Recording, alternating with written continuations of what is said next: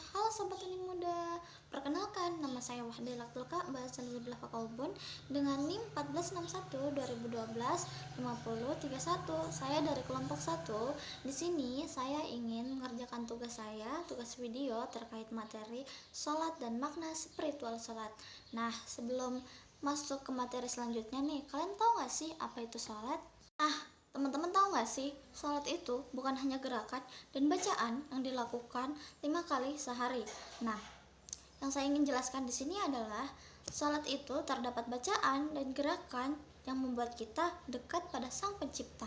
Teman-teman, maka dari itu di sini saya ingin menjelaskan bagaimana sholat dan makna spiritual sholat yang betul agar kalian lebih memahami dan mendalami bagaimana itu sholat. Oke, lanjut saja ke materi selanjutnya. Teman-teman, di sini saya akan mendasari dulu nih materinya. Apa sih itu sholat? Sholat yang artinya doa atau rahmat. Kata ini menunjukkan bahwa makna dalam sholat terkandung harapan kepada Allah Subhanahu wa Ta'ala. Sholat merupakan kewajiban bagi setiap muslimah yang telah balik dan berakal, sebagaimana diperintahkan oleh Allah Subhanahu wa Ta'ala dalam Al-Quran yang dicontohkan oleh Nabi Muhammad SAW. Salat juga menjadi salah satu rukun Islam kedua, sehingga kedudukannya menjadi sangat penting dan tidak dapat ditinggalkan dalam keadaan apapun kecuali dengan ketentuan yang tertentu. Nah, teman-teman, tadi kan aku udah jelasin tuh apa arti salat, dan di sini aku akan jelaskan syarat-syarat yang dilakukan dalam salat. Nah, yang pertama itu kita harus suci dari hadas besar maupun hadas kecil. Terus yang kedua, kita harus suci dari najis-najis. Terus yang ketiga, kita harus menutup aurat. Nah, pasti kalian bingung kan? Kenapa sih sholat itu harus menutup aurat? Kenapa sih sholat itu harus menutup aurat? Masa iya kita menghadap ke Tuhan kita buka aurat? Kan itu tidak baik. Nah, terus habis itu yang keempat, kita harus menghadap kiblat. Terus yang kelima, kita harus mengetahui rukun-rukun sholat. Nah, pasti kalian tidak tahu kan apa sih itu rukun-rukun sholat? Nah, selanjutnya saya akan menjelaskan apa sih itu rukun-rukun sholat. Nah, teman-teman, tadi kan aku udah jelasin tuh syarat-syarat sah dalam sholat. Dan di sini aku akan ngejelasin rukun-rukun dalam sholat. Rukun-rukun pada sholat itu yang pertama ada takbiratul ihram, yang kita mengucapkan Allahu Akbar. Terus yang kedua kita membaca surat Al-Fatihah. Nah, teman-teman harus tahu nih, surat Al-Fatihah itu sangat wajib dibacakan pada setiap rakaat. Nah, terus yang kedua itu ada rukuh dan tumak ninah itu kita harus berdiam sejenak. Nah, terus setelah itu ada iktidal, terus setelah itu ada sujud 2 kali dengan tumak ninah, yang itu kita harus berdiam sejenak.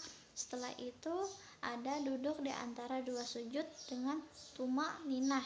Nah, setelah itu ada duduk tasyahud akhir. Setelah itu kita membacakan tasyahud akhir tuh. Sudah kita membacakan tasyahud akhir, kita juga membacakan sholawat kepada Nabi Muhammad SAW pada tasyahud akhir. Nah, setelah itu ada salam pertama. Nah, sudah salam pertama, ada lagi tuh salam kedua. Setelah itu kita harus tertib melakukan rukun secara berurutan. Seperti itu teman, rukun-rukun salat. Nah, setelah ada rukun salat, ada juga tata cara salat. Tata cara salat yang pertama yaitu kita niat dan berdiri. Nah, setelah itu takbiratul ihram. Setelah itu kita bersedekap. Nah, setelah itu kita membaca surat Al-Fatihah dan doa iftitah dan surat pendek. Setelah itu rukuh, i'tidal, sujud, dan duduk di antara 2 sujud. Nah, setelah itu ulangi rakaat berikutnya hingga tasyahud akhir.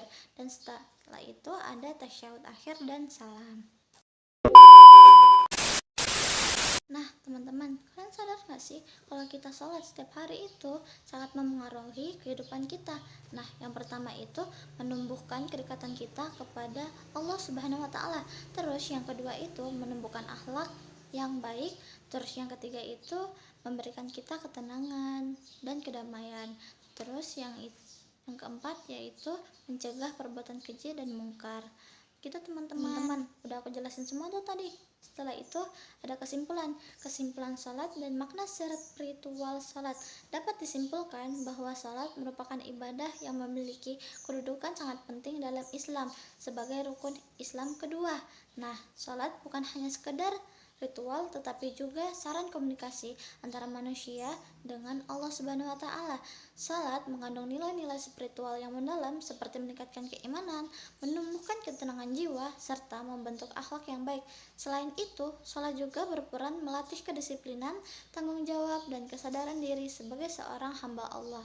Nah, saran yang bisa kita ambil nih, diharapkan pembaca dapat lebih memahami dan menghayati makna salat sehingga tidak hanya kewajiban tetapi juga dapat diamalkan dengan lebih khusyuk dalam kehidupan sehari-hari. Nah, teman-teman, sebelum menutupi pada materi kali ini, sini aku ingin kasih kata-kata nih buat kalian. Inna suki wa mayahya wa mamati. Dan artinya sesungguhnya salatku, ibadahku, hidupku dan matiku semuanya hanya untuk Allah dan penguasa alam semesta. Terima kasih ya teman-teman. Makasih ya udah telah menyimak materi saya pada hari ini. Semoga materi pada hari ini dapat membuat kalian lebih khusyuk dan kalian tahu bagaimana syarat sah salat dan rukun-rukun salat. Makasih ya. Bye bye. Cekidot.